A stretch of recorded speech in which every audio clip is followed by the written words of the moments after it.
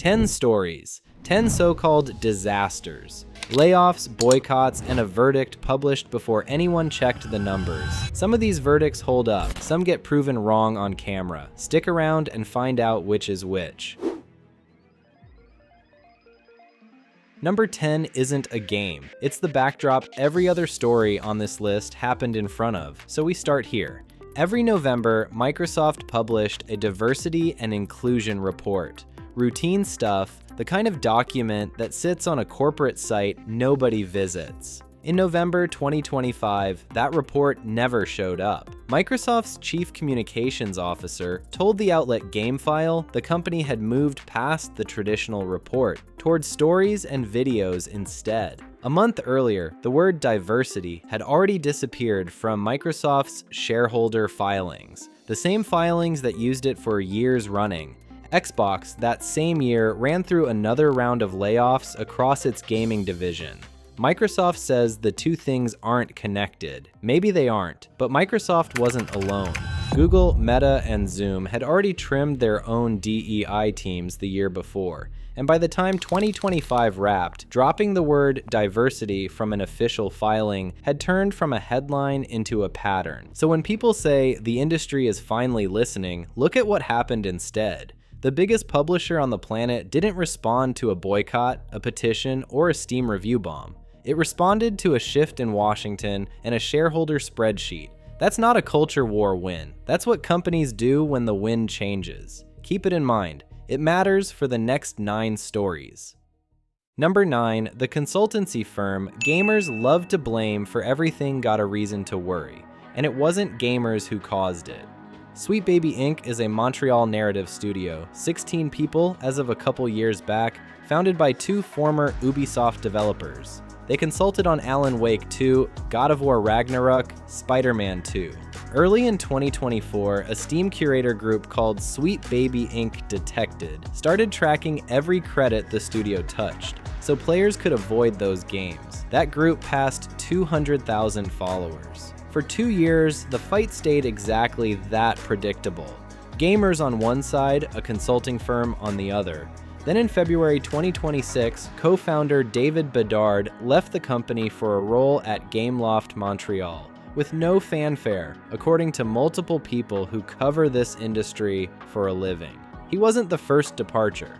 He won't be the last if the pattern holds. The part people miss, a 16-person consultancy in Montreal, was never going to decide whether Spider-Man 2 sold well. Insomniac's writers did that, but one of the company's own founders walking out the door with no statement attached tells you more about how this shook out than 2 years of Steam curator drama ever did. Number 8, a game nobody's played yet, already down 250,000 dislikes before a single line of dialogue plays. Naughty Dog revealed Intergalactic: The Heretic Prophet at the Game Awards in December 2024. A new universe, a new identity after a decade of The Last of Us. A bounty hunter named Jordan A. Munn searching a planet that's gone dark. The reveal trailer picked up over 250,000 dislikes within 2 weeks. Naughty Dog turned the YouTube comments off. The complaints weren't about plot. They were about the protagonist's face, her build, the studio's hiring choices, another diverse lead from a studio that already lived through this exact fight with The Last of Us Part 2. Neil Druckmann had to put out a statement addressing it. The game itself got pushed back. Rumored for 2026, then confirmed for 2027, landing near the PS6. Compare the size of that reaction to how little anyone knows about the game itself. 250,000 dislikes on a teaser with 0 gameplay shown isn't a review. It's a fandom preloading its verdict off a face and a name, before the story, the writing, or a single mission exists to judge. Number 7, a shooter that picked a fight with its own fans over character skins and lost. Killing Floor 3 launched July 24th, 2025, the first new entry in the co-op zombie shooter series since 2016. Tripwire Interactive locked every perk class to one specific character. Want to play the medic? You're playing as Mrs. Foster, whether you like her or not. No swapping between characters and classes, a system the last 2 games never had. Some players called it a hero shooter gimmick bolted onto a franchise that never asked for one. Some framed it as forced representation. Some wanted their old medic back. Either way, the backlash started during the closed beta in early 2025, months before launch, and it never let up. On release, Killing Floor 3 landed at 54% positive on Steam out of over 10,000 reviews. Tripwire had already delayed the launch once to work on the game. After release, they promised an update decoupling perks from characters so you could play any specialist as any character you wanted. That's not a studio digging in on a message, that's a studio admitting the system was a mistake and paying for it with a chunk of its own launch window. Number 6, the RPG that backed down before launch and still missed its number after. Avowed came from Obsidian, the Xbox-owned studio behind The Outer Worlds and Pillars of Eternity. Early builds shown in late 2024 included a pronoun selector for dialogue, standard by now in most Western RPGs. Elon Musk called it utterly unacceptable on social media before the game had even shipped. So if you want the receipts on fights like this before 5 other channels reheat the same 3 screenshots, subscribing does that. Avowed launched in February 2025 at $70, reviewed well, and briefly topped the Steam charts during early access. Grounded 2, Obsidian's smaller, cheaper co-op game that came out the same year, ended up the bigger commercial win of the 3 titles the studio shipped in 2025. By February 2026, Bloomberg had the real number, Avowed and its sibling, The Outer Worlds. 2 both missed Microsoft's sales targets. Obsidian's own CEO put it about as plainly as a studio head ever does. That sucks. What are we learning? By his account, the lesson has nothing to do with pronouns. It's that a 6-year development cycle on a full-price RPG is a bet the studio can't keep making. The controversy got the headlines. The math got ignored. Number 5, the one where the fight left gaming forums and showed up inside an actual government. Stop Killing Games is a consumer campaign built around one idea. Publishers who sell you a game shouldn't get to switch off the servers and leave you with nothing, the way Ubisoft did with The Crew. The campaign gathered over 1.3 million verified signatures, enough to earn a hearing in the European Parliament in May 2026. One of the members who took the floor that day, a Slovak politician named Milan Urik, spent about 1 sentence on server shutdowns, then pivoted. Wokeness and aggressive monetization is destroying video games.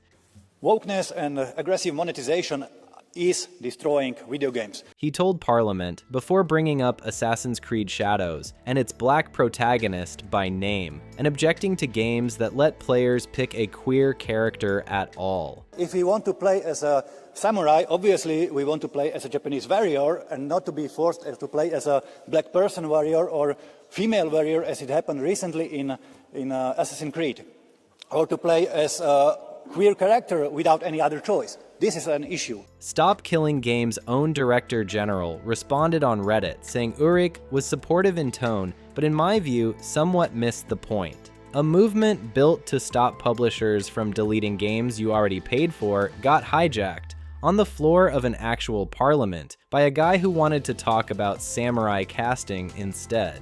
If you needed proof that anti-woke has become a reflex people reach for even when it has nothing to do with the topic on the table, this is Exhibit A. Preserving your game library and gatekeeping who gets to play a samurai are not the same fight. Somebody forgot to tell Urik that. Number 4, the game that got good reviews got review bombed anyway, and had its writers cut, regardless of who was right. Dragon Age, the Veilguard released in October 2024 to Metacritic scores above 80%. Strong numbers for a BioWare game at this stage in the studio's history. It also became a target for review bombing almost immediately, aimed at a non-binary companion character and the broader tone EA and BioWare had chosen for the cast. Good reviews weren't the problem, sales were. EA had projected 3 million players within 3 months. The Veilguard landed at 1.5 million, about half the target, and that gap mattered more to EA than any critic score. By January 2025, BioWare had cut nearly every senior writer who worked on the game. A studio that had over 200 employees a couple of years earlier dropped under 100. Two things are true at once here. The "this game is ruined" crowd was reviewing a title critics liked plenty, so that half of the argument falls apart on contact. But EA didn't cut an entire writing staff over a Metacritic score. They cut it over a sales shortfall the size of the entire missing 1.5 million players. The politics were the story people wanted to tell. A missed revenue target was the story EA acted on. Number 3, a delay, a canceled spin-off, and a company still posting the worst year in its history anyway. Assassin's Creed Shadows announced its 2 leads in 2024, Naoe, a fictional shinobi, and Yasuke, the real historical figure believed to be Japan's first foreign-born samurai. A petition to cancel the game over Yasuke's casting picked up close to 100,000 signatures. Elon Musk weighed in. Japanese reviewers flagged historical inaccuracies. Ubisoft delayed the launch from November 2024 to February 2025. Ubisoft's own CEO, Yves Guillemot, later told an audience at Paris Games Week that the shift from gameplay to ideology in the conversation around Shadows caused that delay, and showed a 2-minute internal video walking through the company's response. Behind the scenes, one report says Ubisoft canceled a separate Civil War set Assassin's Creed project, in part because nobody wanted to walk into that exact fight twice in 1 year. Ubisoft's own numbers start pulling in opposite directions from here.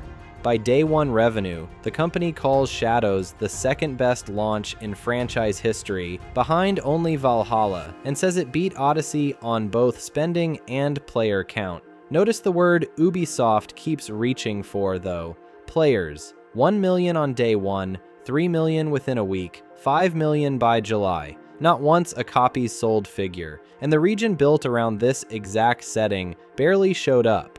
Japan accounted for 1.6% of total sales, with reviewers there raising the same historical complaints as the petition, minus the internet outrage. None of that spared Ubisoft from the worst fiscal year in company history. 2025 to 26 closed with an operating loss near $1.4 billion. On top of a separate deal handing a quarter of the studio behind Assassin's Creed itself to a Chinese tech giant for over €1 billion. Shadows didn't cause any of that. By Ubisoft's own account, it was the one bet that worked. One good game wasn't enough to cover for a slate of cancellations and flops elsewhere in the company. The honest verdict splits down the middle. The backlash was loud enough to blow up a release date and kill a separate game in development. Ubisoft's balance sheet turned out to be the bigger threat to this franchise. A billion-dollar problem no petition or boycott had anything to do with. Number 2, the boycott that had zero measurable effect on anything. Ghost of Yotei, Sucker Punch's follow-up to Ghost of Tsushima, swapped protagonist Jin Sakai for a new character, Atsu, a woman hunting down the people who killed her family. Atsu's English voice actor, Erika Ishii, is gender fluid and uses he, she, and they pronouns. Weeks before the October 2025 release, old tweets from Ishii surfaced, and a section of the internet organized a boycott around both the casting and the character swap. The complaints followed a familiar script, historically inaccurate, forced, checking a box instead of telling a story. Except Onimusha, female warriors in Japanese history, go back to at least the 1180s, a full century before the era Ghost of Tsushima was even set in. The "women didn't fight" argument was wrong before the boycott even started. Ghost of Yotei launched and became the 4th best-selling game in the US that month, after 3 days on shelves. The boycott didn't dent it. Even critics of the casting eventually admitted Atsu holds up as a character on her own terms, vengeance arc and all, separate from any point she was supposedly proving. A boycott whose core historical claim is off by a few centuries, sitting next to a sales chart that never moved, stops being a controversy. It's a group of people mad at a version of the game that only existed in their heads. Ishii faced the same woke pile-on Jordan A. Munz actress did back in segment 8. Ishii didn't respond by mocking her critics. Gabriel shared fan art on her own Instagram branding her critics incels after what she's described as racist and misogynist harassment over the casting. Number 1. This is the story both sides of this fight treat as their trump card, which is exactly why it's ranked highest. Concord launched August 23, 2024, a hero shooter from Firewalk Studios, part of Sony's plan to hit 12 live service games by the end of fiscal 2025. It peaked around 600 concurrent players on Steam, dropped into the low 300s within days, and got pulled offline 2 weeks after release. Sony refunded everyone and shut the studio down. The woke killed it crowd points to the cast, a lineup built around body diversity over conventional hero shooter design. That's a fair critique of the art direction, and I'm not going to pretend otherwise. But look at what Sony's own people said once the dust settled. PlayStation's co-CEO called parts of the game exceptional.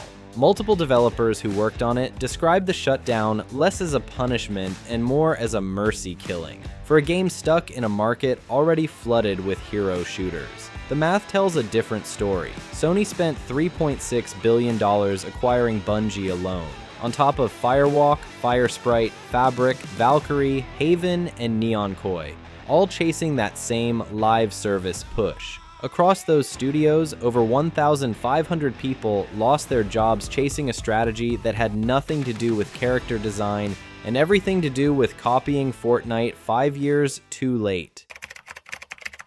One thread runs under all 10 of these. The loudest controversy and the actual business outcome are almost never the same story. Sometimes the backlash is right, and the sales chart doesn't care anyway. Sometimes the backlash rests on a historical claim that falls apart with one search. And with Concord, everybody spent a year pointing at the character designer, while the guy who signed a $3.6 billion check stood right there the whole time. There's an 11th pattern sitting underneath everything covered above, one I haven't seen anyone in this space connect yet.